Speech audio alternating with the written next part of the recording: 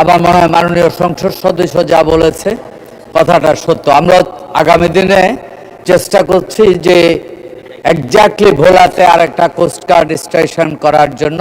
আমাদের সরকারের মূল উদ্দেশ্য ঝাটকা নিধন বন্ধ করা।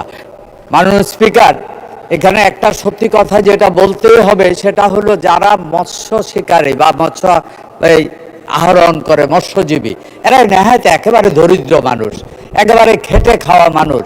মাননীয় স্পিকার, যে কথাটা বলতে হয় যে খিদার রাজ্যে পৃথিবী গদ্যময়, পূর্ণিমার চাঁদ দেখলেও ঝলসানো রুটি মনে হয়, ঠিক এমনি ক্ষুধার্ত মানুষ, অভাবী মানুষ এই মৎস্যজীবীরা।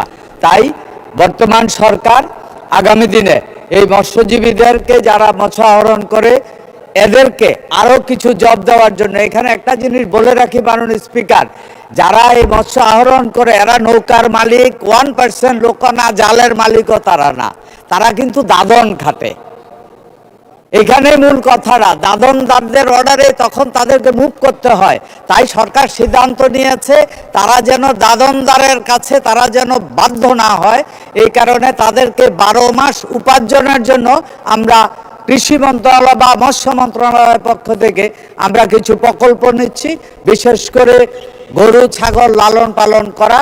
এতে করে যখন এই মাছ আহরণ বন্ধ থাকবে তখন যেন তারা কারোর উপরে নির্ভরশীল না হয়। আমরা আশা করি এই বছরে অনেকটা কন্ট্রোল হয়েছে, আমরা ওনার কথায় একমত।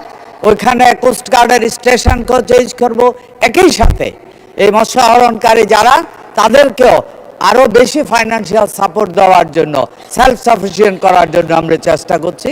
ইনশাআল্লাহ আগামী দিনে আমরা আরও ভালো কিছু করতে পারবো। ধন্যবাদ মাননীয় স্পিকার আপনাকে।